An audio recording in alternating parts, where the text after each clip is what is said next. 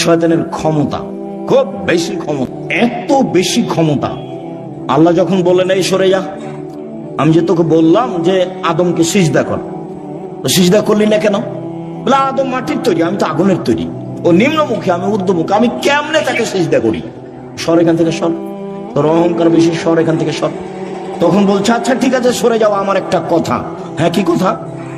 আমাকে কিয়ামত পর্যন্ত বেঁচে থাকার সুযোগ দিতে। তা আল্লাহ বললেন ঠিক আছে দিলাম, এলা ওয়াক্তি মালুম, একটা সময় পর্যন্ত দিলাম।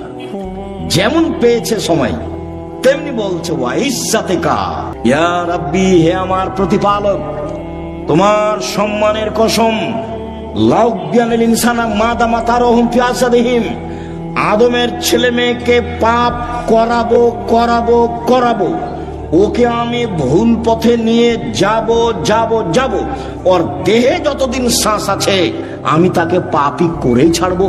ও কেমনে জান্নাতে যায়